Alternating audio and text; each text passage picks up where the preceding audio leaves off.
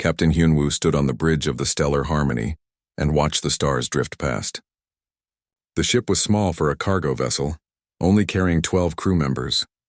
They had been traveling for 3 weeks now, carrying medical supplies to the outer colonies. It was supposed to be a simple job.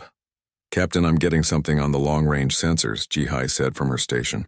She was the communications officer, a young woman who had joined the crew only 6 months ago. Her fingers moved quickly over the controls as she tried to get a clearer reading. Hyunwoo walked over to look at her screen. "What kind of something?" "Unknown vessel, sir. It's big. Really big." Ji-hai's voice carried a note of worry. "It's changing course to intercept us." Taemin looked up from the tactical station. He was older than most of the crew, with gray in his hair and scars on his hands from his military service years ago. "Confirmed, Captain. The ship is about 10 times our size. I'm reading heavy armor and what looks like weapon systems." The bridge fell quiet except for the soft hum of the ship's systems. Hyunwoo had been a cargo captain for 15 years, and he had learned to trust his instincts. Right now, those instincts were telling him something was very wrong. "Soo-jin, what's our status?" he called to the engineer. "All systems normal, Captain," came the reply over the comm. Soo-jin was down in the engine room, as always. She knew every bolt and wire on the ship, but if we need to run, we're not going to outrun anything that big. Minho, the pilot, was already running calculations on his console. "Captain, I can try evasive maneuvers, but Soo-jin's right. If they want to catch us, they will." Hyunwoo thought about their options. They were in neutral space, far from any human patrols. The nearest military base was 3 days away at maximum speed. Running might not work, and it might make them look guilty of something. Try to raise them on communications, he decided. Let's see what they want. Ji-hai worked at her station for several minutes. "No response on any standard frequencies, Captain." "They're not talking." The unknown ship was getting closer. On the main screen, it looked like a massive gray wedge covered in spikes and strange symbols. It was clearly not human design, and it was clearly built for war. "Sir?" Taemin said quietly. "They're scanning us. Deep scans. This isn't a normal sensor sweep." Hyunwoo felt his stomach tighten. Deep scans were used for detailed analysis of a ship's cargo, crew, and capabilities. Pirates sometimes use them before attacking. Military forces use them when they suspected smuggling or other illegal activities. "What kind of scans?" he asked. "Everything, sir. Hull composition, internal layout, biological scans of the crew. They're even scanning our DNA somehow." Taemin's face was grim. "I've never seen anything this thorough." Down in the cargo bay, Young-soo was checking the medical supplies they were carrying. He was the ship's doctor, a quiet man who preferred to stay out of bridge politics, but even he could feel the tension in the ship's atmosphere. "Captain," Ji-hai said suddenly, "I'm getting something.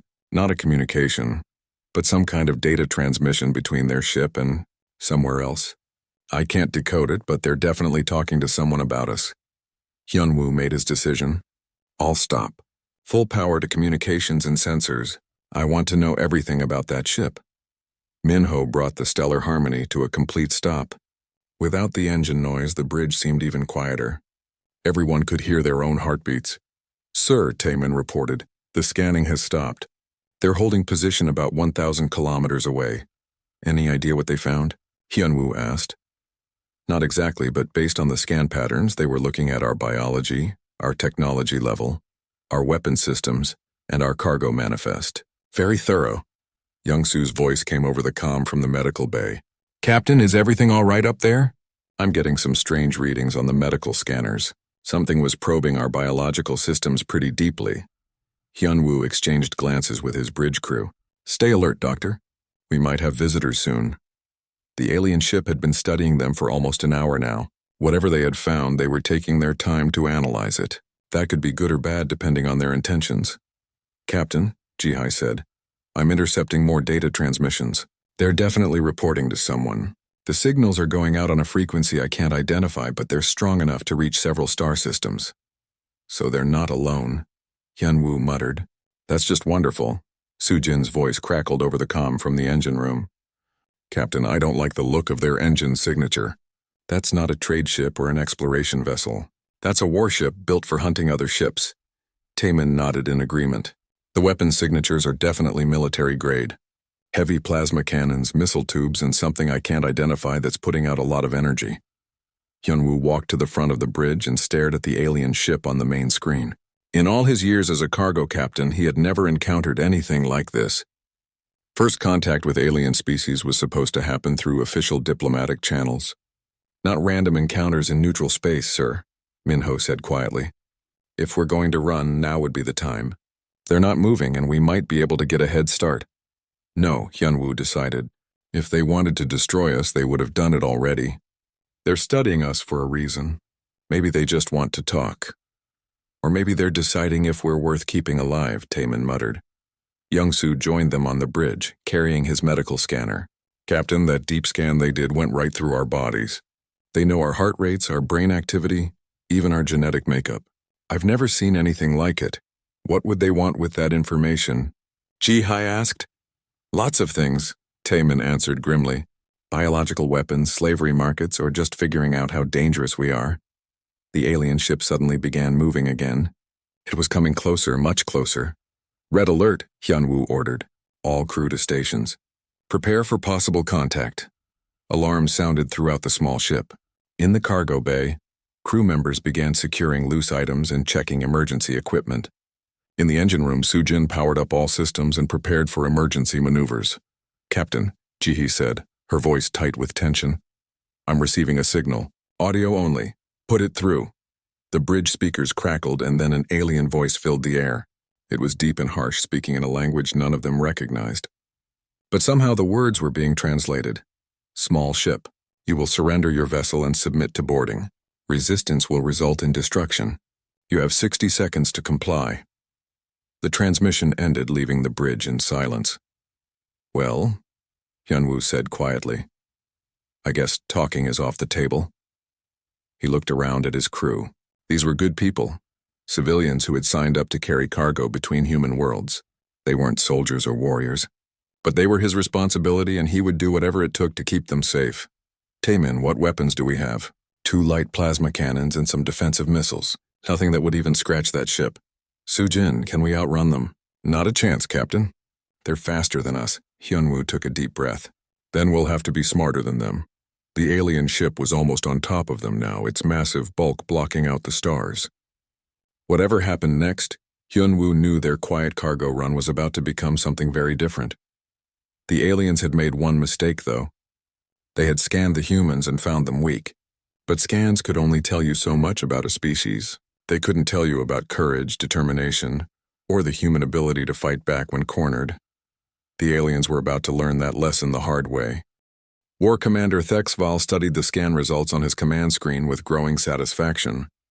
The alien vessel they had intercepted was even more perfect than he had hoped. His massive warship, the Void Render, had analyzed every detail of the small cargo ship and its crew. Report, he ordered his scanning officer, a thin Velak with yellow skin markings that showed his junior rank. The creatures appeared to be bipedal mammals, Commander.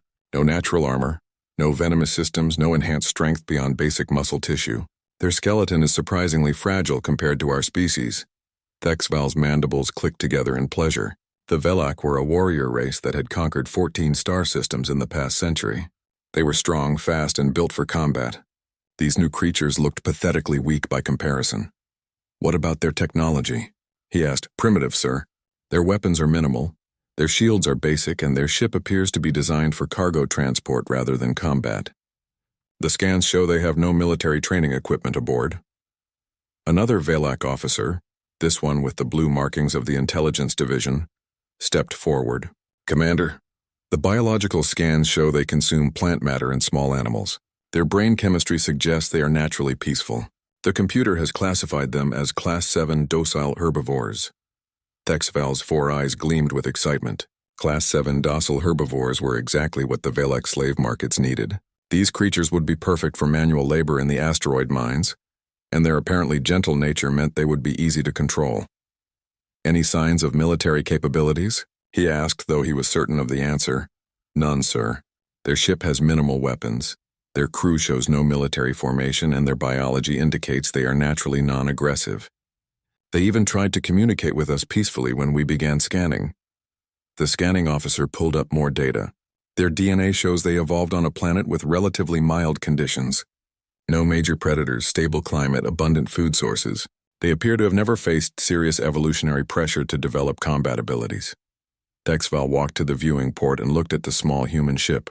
It was tiny compared to the Void Render, barely large enough to hold a dozen creatures. He could see why they had tried to surrender immediately when he gave them the order. "How many specimens?" he asked. 12, sir. All appear to be healthy adults. The slave markets on Kolvor will pay very well for intact specimens of a new species. The war commander's mandibles clicked again. The Valak Empire was always looking for new sources of slave labor.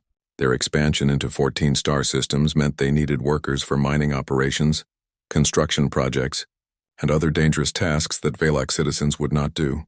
"Commander," the intelligence officer continued, "there is something else. These creatures appear to have some basic technology for space travel, which means there might be more of them. If we can locate their home world, we could capture thousands of specimens." This was even better news. Thexval had been hoping for a simple piracy mission, but this could turn into a major conquest opportunity.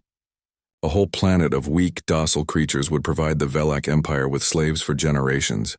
"What about their home system?" he asked. "The computer is analyzing their navigation data now, sir. We should have coordinates within the hour." Thexval turned back to his command crew. The bridge of the Void Render was designed to intimidate enemies, with dark metal walls covered in weapons displays and battle trophies from previous conquests. His crew of 40 Valak warriors represented the finest soldiers in the Empire. "Prepare boarding pods," he ordered. "Full capture protocols. I want them alive and undamaged." The weapons officer, a massive Valak with scars covering his arms, looked up from his station. "Sir, should we disable their ship first?" "A small EMP burst to shut down their engines should be sufficient. These creatures don't appear capable of mounting any real resistance." Thexval was already planning the rest of the operation. Once they captured this ship and its crew, they would extract the location of the human homeworld. Then they would return with a full fleet and claim the entire system for the Valak Empire. "Sir," the scanning officer said, "the creatures are trying to communicate again. They're broadcasting on multiple frequencies." "What are they saying?" "They're asking for clarification of our demands. They want to negotiate." Thexval laughed, a harsh sound that echoed through the bridge. The idea that these weak creatures thought they could negotiate with the Valak Empire was amusing. They clearly had no understanding of their situation. "Continue scanning," he ordered. "I want to know everything about their species before we board their ship." The intelligence officer worked at his station for several more minutes. "Commander, the deep biological scans show some interesting details. These creatures have very sophisticated brain structures, but they appear to use them primarily for social cooperation rather than combat strategy." "Social cooperation?" "Yes, sir. Their brain chemistry shows they form strong emotional bonds with each other. The scans indicate they would rather sacrifice themselves than abandon their companions." Thexval nodded. This was perfect. Slaves who were emotionally attached to each other were easier to control. You could use their bonds against them, threatening one to control the others. Their cardiovascular systems show they have good endurance, but limited strength, the scanning officer added. They would be excellent for long-term labor projects. The weapons officer reported that the boarding pods were ready. 20 Valak warriors armed with stun weapons and capture nets were prepared to board the human ship. "One more thing, Commander," the intelligence officer said. "The computer analysis suggests these creatures have never encountered a species like ours. Their peaceful attempts at communication indicate they have no experience with hostile first contact situations." This was the final confirmation Thexval needed. The humans were not just weak. They were completely unprepared for warfare. They had no idea what they were facing. "Disable their engines," he ordered. "Prepare for boarding." The Void Render's weapons fired a precisely calibrated EMP blast at the human ship. The energy pulse was designed to shut down their propulsion systems without damaging the hull or harming the creatures inside. "Direct hit, sir. Their engines are offline." Thexval watched as the human ship went dark except for emergency lighting. Now they were completely helpless, drifting in space with no way to escape. "Launch boarding pods." 4 sleek Valak assault pods shot out from the Void Render toward the disabled human ship. Each pod carried 5 warriors equipped with the best capture technology in the Empire. The operation should be completed within minutes. "Sir," the communications officer said, "the creatures are broadcasting a distress signal now." "Let them," Thexval replied confidently. By the time any help arrives, we'll be long gone with our prizes. He turned to look at the human ship again. Soon he would have 12 specimens of a new slave species, plus the location of their homeworld. The Valak Empire would reward him greatly for this discovery. What Thexval didn't know was that the Valak scanning technology, for all its sophistication, had made a critical error. The scanners had analyzed human biology and behavior based on their current peaceful mission.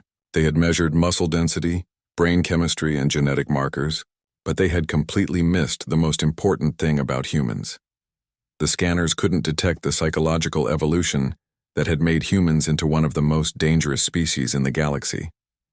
They couldn't measure the human capacity for violence when threatened, their ability to adapt and improvise in combat, or their terrifying determination to protect their own. The Valak had classified humans as docile herbivores based on surface biology. They had no idea they were about to board a ship full of descendants of Earth's apex predators. The boarding pods reached the human ship and began cutting through the hull. Thexval smiled as he watched the operation begin. Everything was going exactly according to plan. He had no way of knowing that he had just made the worst mistake in Valak military history. The first boarding pod cut through the hull of the Stellar Harmony with a bright flash of energy. 5 Valak warriors dropped into the cargo bay, their weapons ready and their capture nets prepared. They expected to find terrified creatures cowering in corners begging for mercy. Instead, they found an empty cargo bay that had been turned into a fortress. Large shipping containers had been moved to create defensive positions. Medical equipment had been stacked to form barriers. Emergency lighting cast harsh shadows that made it difficult to see clearly. The Valak warriors spread out carefully, confused by what they were seeing. "Where are the creatures?" one of them asked in their harsh language. Behind the makeshift barriers, Taman waited with a plasma torch in his hands. The old soldier had helped arrange the cargo bay defenses, using knowledge from his military service years ago. Beside him, Sujin held a heavy wrench and watched the alien intruders through a gap between containers. The Valak moved forward slowly, their weapons scanning for targets. They were trained for boarding operations, but they expected to face armed soldiers, not an empty cargo bay full of boxes. That's when Captain Hyunwoo struck. He dropped from an overhead cargo net where he had been hiding, landing directly on the lead Valak warrior.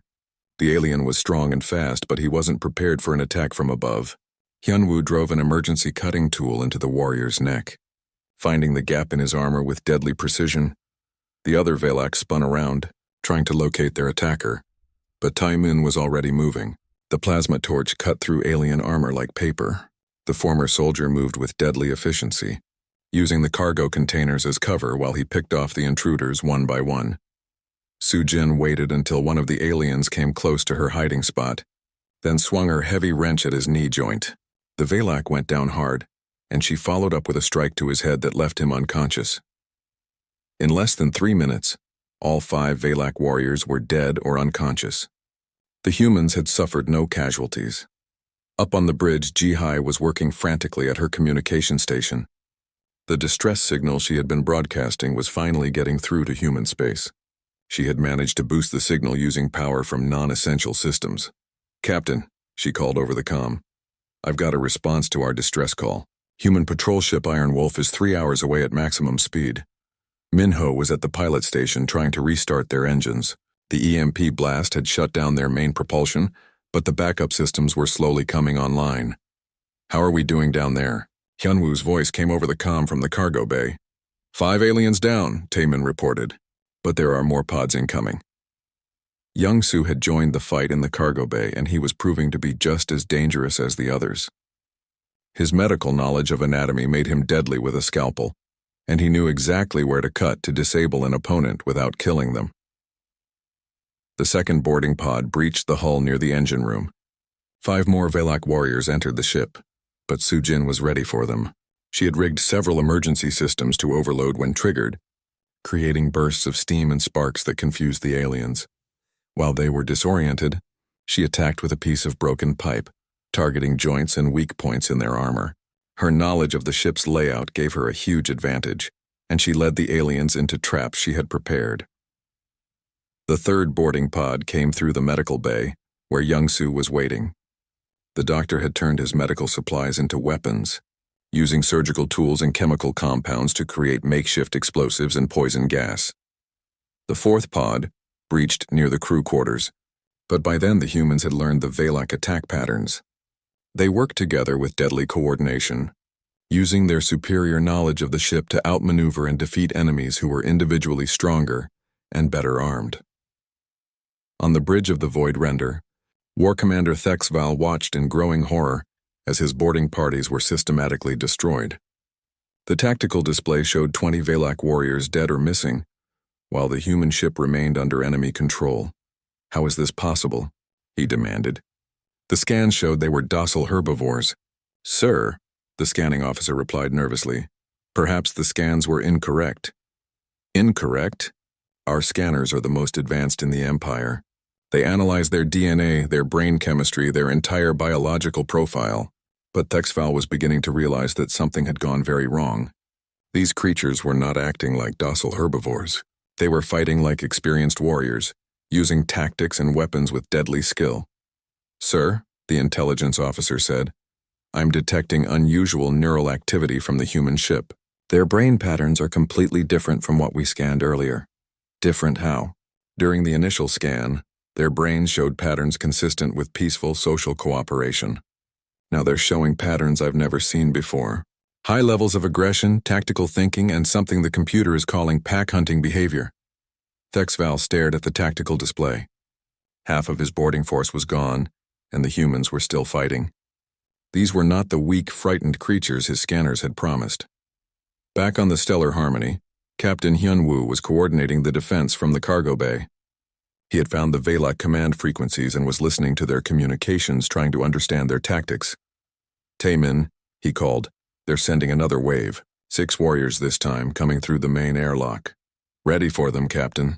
The humans had learned quickly from the first attacks.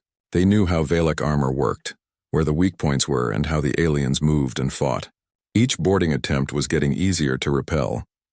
Young-Soo had captured one of the Valak warriors alive and was questioning him using a universal translator they had found on the aliens' equipment. The information was disturbing.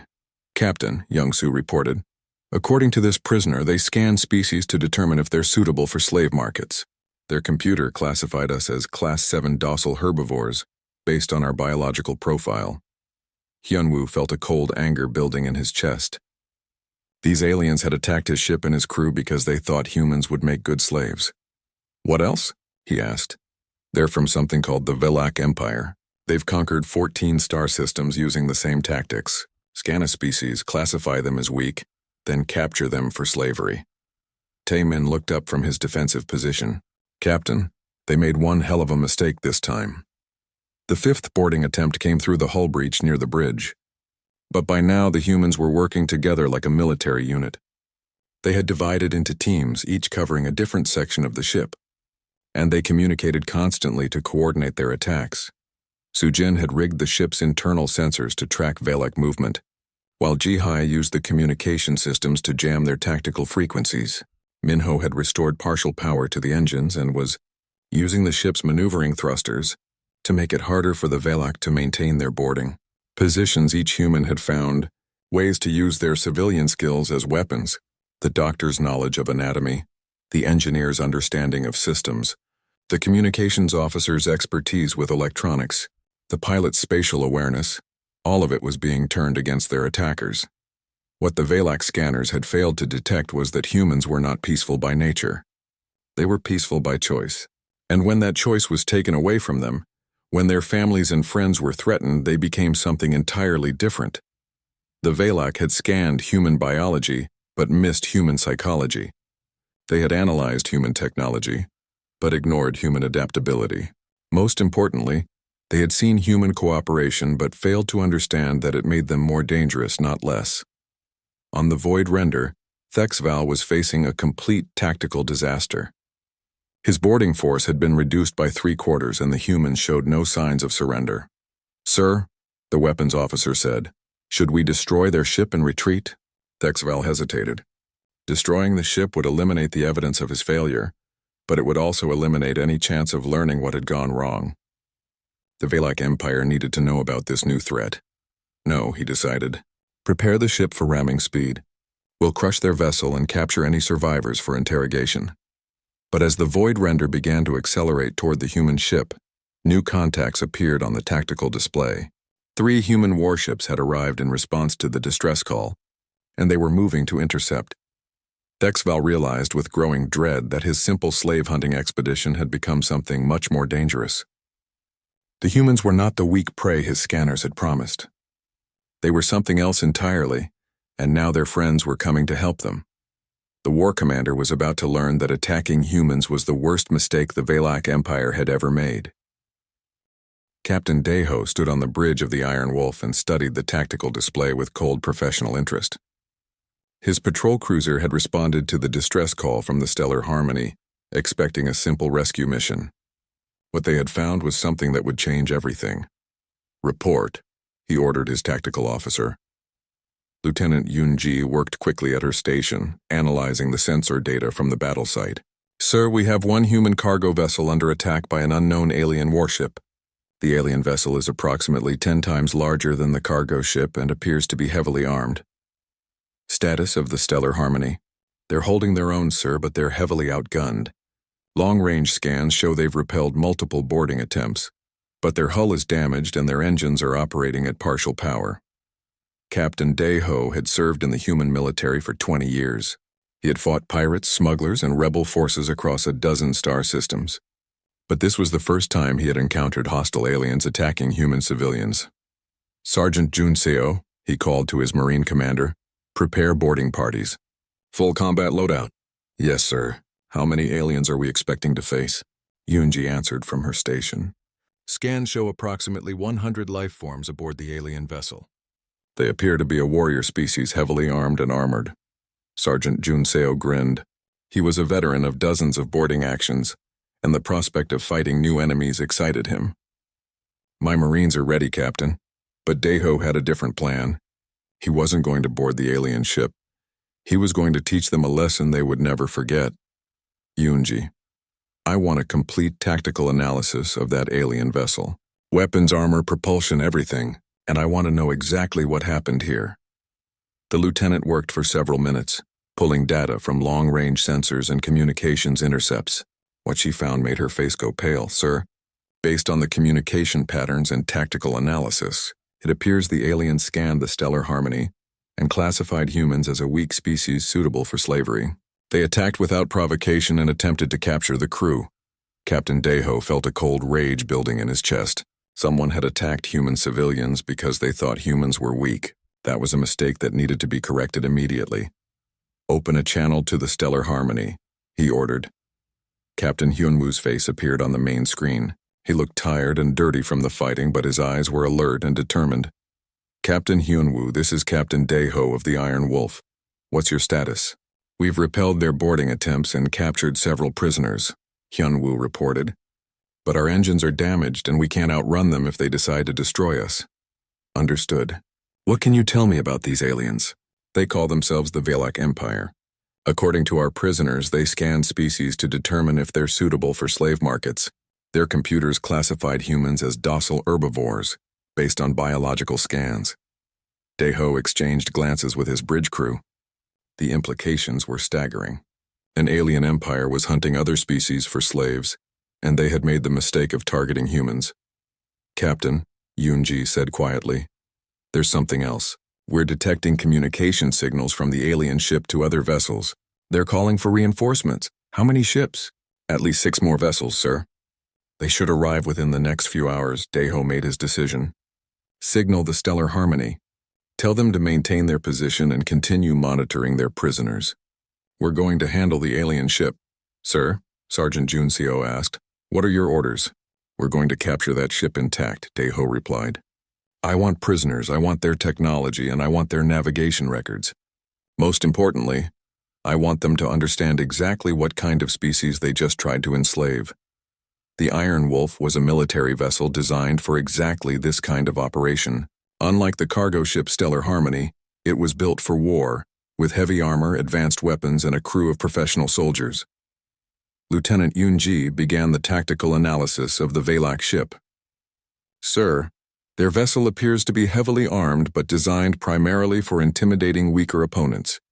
Their armor is thick but has several weak points, and their weapons are powerful but slow to target. They're used to fighting enemies who can't fight back effectively, Daeho observed. What about their tactical patterns? Based on their attack on the cargo ship, they rely heavily on brute force and numerical superiority. They don't appear to adapt quickly to unexpected resistance. This was exactly what Daeho had hoped to hear. The Velak were bullies who had never faced an opponent capable of fighting back on equal terms. Begin the attack, he ordered. Target their weapons systems first. I want them disabled, not destroyed. The Iron Wolf opened fire with precision that shocked the Velak. Instead of the crude weapons exchanges they were used to, the human warship used surgical strikes to disable specific systems without damaging the overall vessel. Yunji coordinated the attack from her tactical station. Direct hit on their primary weapons array. Secondary weapons disabled. Their targeting systems are offline.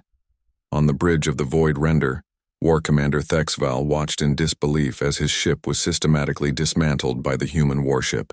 His weapons officers couldn't get a target lock. His armor was being pierced with impossible accuracy, and his ship's systems were failing one by one.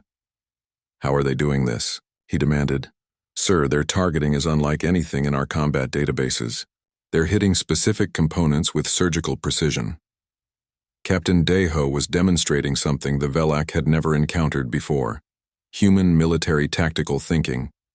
Instead of simply trying to destroy the enemy ship, he was taking it apart piece by piece, neutralizing threats while preserving the vessel for capture. Yunji. Status report. Their weapons are offline. Their shields are down and their engines are disabled. They're completely helpless, sir. Excellent. Sergeant Junseo, launch boarding parties. Full combat gear, but remember, we want prisoners. The human boarding operation was nothing like the Velak assault on the cargo ship. Junseo's Marines used precise breaching charges, coordinated movement, and non-lethal weapons to systematically capture each section of the alien vessel. The Velak warriors, who had seemed so powerful when attacking unarmed civilians, found themselves completely outmatched by professional human soldiers. The Marines moved like a single organism, covering each other's movements and adapting instantly to changing conditions. Within 30 minutes, the entire Velak ship was under human control. Thexval and his surviving crew were prisoners aboard their own vessel. Sir, Sergeant Junseo reported, we've secured the ship. 43 prisoners, including their commander. No human casualties, Captain Daeho smiled grimly. Excellent work, Sergeant. Now comes the interesting part. He had Thexval brought to the bridge of the Void Render for interrogation. The Velak commander was a large, intimidating creature with 4 eyes and sharp mandibles. But he looked confused and frightened. You are the commander of this vessel? Daeho asked through a universal translator. I am War Commander Thexval of the Velak Empire, the alien replied. You will release us immediately or face the wrath of our fleet. Daeho studied the alien commander for a moment. I understand you classified humans as docile herbivores, suitable for your slave markets. Thexval's mandibles clicked nervously. Our scans were accurate. Your species shows no signs of military capability. Really? Daeho gestured around the captured bridge. How do you explain this? The scans must have been wrong. Lieutenant Yunji had been analyzing the Velak computer systems. Sir, I've accessed their databases. The Velak Empire has conquered 14 star systems using the same tactics. They scan species for biological weaknesses, then attack those they classify as inferior. How many species have they enslaved? Hundreds, sir. Their empire is built on slave labor from inferior species. Captain Daeho felt his anger growing, but he kept his voice calm and professional. Commander Thexval, you made a critical error in your assessment of human capabilities. What error? The alien asked. You scanned our biology but ignored our psychology. You analyzed our technology but missed our adaptability. Most importantly, you saw our peaceful nature and mistook it for weakness. Daeho activated a holographic display showing human history. Images of ancient battles, modern warfare, and technological development filled the air between them. Humans are not peaceful because we're weak, he explained. We're peaceful because we choose to be, but when that choice is taken away from us, when our people are threatened, we become something entirely different. Thexval stared at the images of human warfare with growing horror. Tank battles, space conflicts, strategic bombing campaigns. The humans had turned war into a science. Your scans detected our cooperation and classified it as a weakness, Deho continued. But human cooperation in combat makes us more dangerous, not less. We fight as one organism, sharing information and adapting instantly to new threats. The alien commander was beginning to understand the magnitude of his mistake. But your ship carried medical supplies. You attempted peaceful communication. Because that's what civilized beings do, Deho replied. We try diplomacy first. But when diplomacy fails, we have other options. He gestured to Lieutenant Yunji, who Die War Commander Thexval sat in the detention cell aboard his own ship and tried to understand what had gone wrong. The humans had taken control of the Void Render so quickly and efficiently that his crew barely had time to resist. Now he was a prisoner, waiting to learn his fate. Captain Deho entered the cell with Lieutenant Yunji and Sergeant Junseo. The human officers looked calm and professional, which somehow made them more frightening than if they had been angry. Commander, Deho said, sitting across from the alien, we need to discuss your empire's future. You cannot threaten the Velak Empire, Thexval replied, though his voice lacked conviction. We control 14 star systems. Our fleets will come for you. Yunji activated a portable holographic display. Actually, we've been monitoring your communications. 6 Velak ships are approaching our position right now. Thexval felt a surge of hope. Once his reinforcements arrived, these humans would learn the true power of the Velak Empire. However, Deho continued, we've also been busy. Show him, Lieutenant. The holographic display showed the surrounding space. 6 Velak warships were indeed approaching, but they were surrounded by 20 human vessels. Cruisers, destroyers, and even a battleship had responded to the crisis. How? Thexval whispered. Your attack on our civilians was an act of war, Deho explained. Our government takes acts of war very seriously. The entire Third Fleet has been mobilized. Sergeant Junseo leaned forward. Your 6 ships are about to face 20 of ours. How do you think that's going to go? Thexval stared at the display in horror. The Velak reinforcements were flying directly into a trap.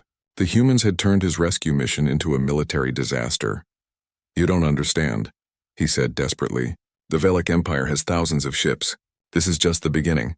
Actually, Yunji said, we understand perfectly. We've downloaded your ship's databases. We know about your 14 conquered systems, your slave markets, and your military capabilities. She changed the holographic display to show the Velak Empire's territory compared to human space. The alien empire looked impressive until you saw it next to the vast network of human colonies and military bases. You've conquered 14 systems in a century, Deho observed. Humans have colonized over 300 systems in the same time period. Our industrial capacity alone is 50 times larger than your entire empire. Thexval felt his world collapsing. The Velak had always believed they were the dominant military force in the galaxy.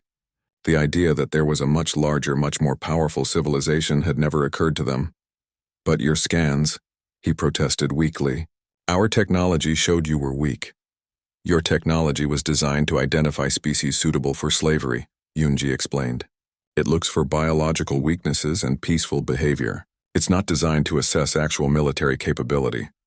Deho stood and walked to the cell's viewing port. Outside, the 6 Velak ships had arrived and were attempting to negotiate with the human fleet. It wasn't going well for them. Commander, your species made a fundamental error in judgment. You assume that peaceful behavior equals weakness. But the most dangerous predators are often the ones that choose not to hunt.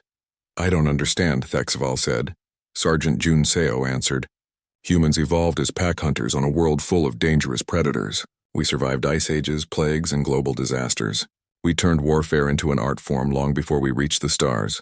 But we also learned to cooperate, Deho added. We discovered that working together made us more successful than fighting each other. So we built a civilization based on cooperation and peaceful coexistence. However, Yunji continued, when that peaceful civilization is threatened, it can mobilize resources and military force that would shock you. Every human civilian has the potential to become a soldier when necessary. The holographic display showed images from the battle aboard the Stellar Harmony. Thexval watched as human cargo workers systematically destroyed his elite boarding parties using improvised weapons and tactics. Your warriors were trained to fight other soldiers, Deho explained. They weren't prepared to face a species that turns every tool into a weapon and every crew member into a combatant. But you're just one ship, Thexval protested. Even if you defeat my reinforcements, the Empire will send more. Will they? Yunji asked. Let's think about that logically. She changed the display to show a strategic analysis of the situation. The Valak Empire's military was spread across 14 systems, most of it committed to maintaining control over enslaved populations. Your empire is built on the assumption that you're fighting weak, disorganized enemies, she explained. Your entire military doctrine is based on intimidation and overwhelming force against inferior opponents. What happens when you face an enemy with superior technology, better tactics, and larger numbers? Deho asked. Thexval was beginning to understand. The Valak Empire had never faced a real military threat. They had conquered only species that couldn't fight back effectively.